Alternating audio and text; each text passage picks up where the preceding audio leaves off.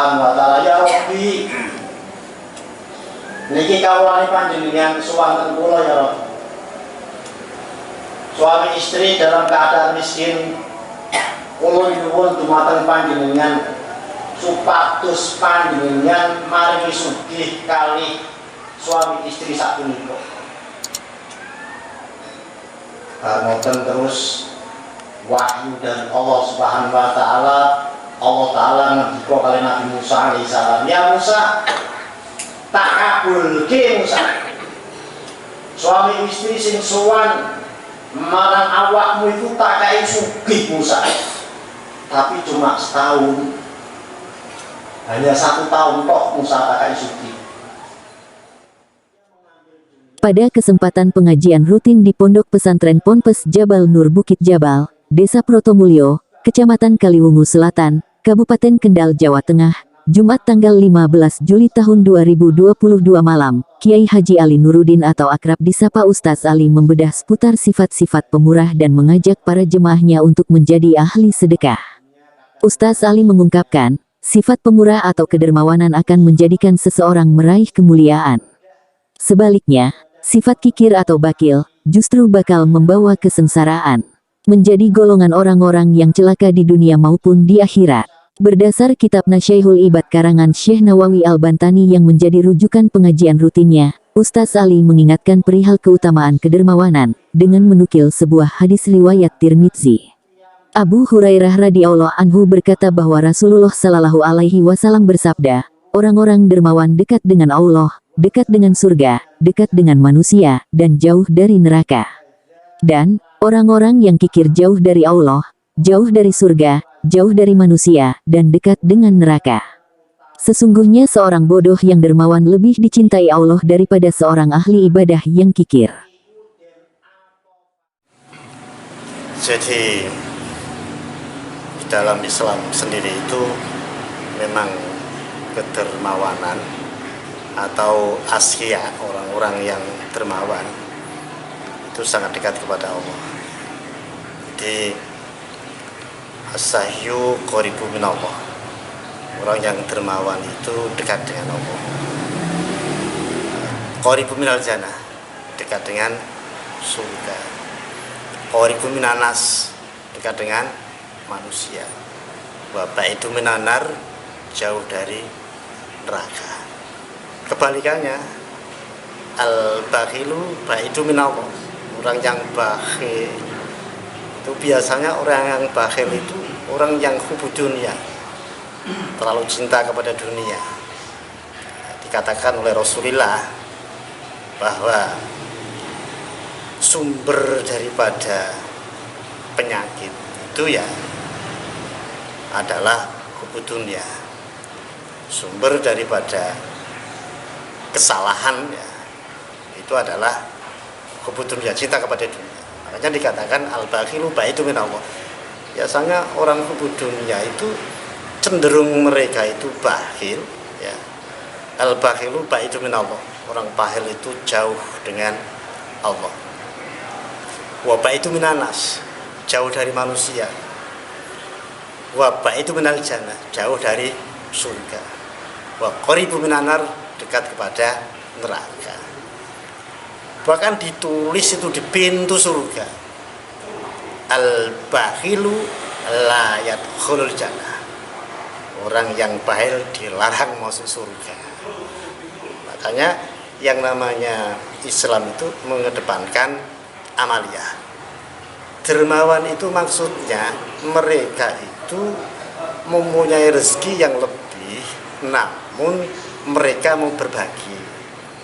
Zakatnya juga akan selalu diperhatikan, dan sedekah, dan senang memberi makan kepada fakir miskin, memperhatikan anak-anak yatim. Ini termasuk kedermawanan, dan mereka tidak bisa makan enak sendiri sebelum lingkungannya itu makan. Makanya itu ajaran Rasul, ajaran para sahabat, para tabi'in, ajaran para aulia, para ulama, bahwa kita itu hidup bukan untuk kita sendiri. Manakala kita diberi rezeki yang lebih oleh Allah Subhanahu wa taala, itu ada ukuran-ukuran yang harus dikeluarkan, baik itu berupa zakat yang sudah mencapai nisab atau berupa sedekah. Jadi ada yang namanya sedekah wajib, yang namanya zakat, itu diatur oleh nisab, oleh aturan-aturan syariat. Ada yang dinamakan sedekah, sodakoh, kalau bahasa hadisnya itu sodakoh. Bahkan orang yang rezekinya itu dinasarupkan ke jalan Allah, ya, memberikan sedekah, itu tidak akan, mereka miskin tidak akan mungkin. Memang secara dohir mengeluarkan, ya, secara dohir kan. Cara hakikatnya bahwa orang yang bersedekah itu orang yang harus berterima kasih kepada orang yang disedekahi, karena mau menerima sedekah dengan didasari lillahi ta'ala, karena Allah. Inilah ajaran Islam yang sangat rahmatan lil alamin, kasih sayang kepada sesama hamba Allah, ya. Tidak pernah membeda-bedakan makhluk Allah, ya, tapi mereka selalu baik terhadap siapa. Makanya pesan saya kepada jamaah dengan pengajian kitab Nasolibat seperti itu, mudah-mudahan Allah membukakan pintu hati hidayah, rahmat kepada kita semuanya, agar kita jauh dari sifat-sifat bakhil.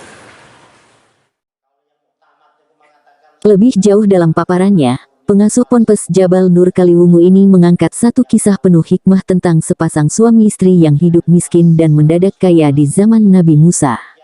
Kisah ini sering disampaikan di berbagai kajian ilmu. Dikisahkan, pada zaman Nabi Musa hiduplah sepasang suami istri yang serba kekurangan selama bertahun-tahun. Kehidupan mereka tergolong sangat miskin, namun mereka tetap sabar dan berupaya keluar dari belenggu kemiskinan. Satu hari, keduanya mendatangi Nabi Musa agar berbicara kepada Allah tentang keadaan mereka dan memintakan supaya mereka diberi kekayaan. Sebagai satu dari 5 nabi bergelar Ulul Azmi, yang sekaligus dijuluki Kalimullah atau orang yang diajak berbicara langsung oleh Allah Ta'ala, Nabi Musa pun bermunajat menghadap Allah dan menyampaikan keinginan keluarga tersebut. Singkat cerita, Allah menjawab permohonan Nabi Musa. Allah mengabulkan permintaan suami istri itu dan akan memberi mereka kekayaan, tapi selama 1 tahun saja. Setelah 1 tahun, Allah akan kembalikan mereka menjadi orang miskin. Mendengar kabar dari Nabi Musa itu, pasangan suami istri tersebut sangat gembira luar biasa. Benar saja, beberapa hari kemudian, kehidupan mereka pun berubah. Mereka menjadi kaya raya, hidup senang dan bahagia. Sebagai ungkapan kegembiraan dan syukur, pasangan suami istri ini menggunakan kekayaan mereka untuk membantu banyak orang. Selama setahun mereka memberi makan orang-orang fakir dan menyantuni anak yatim.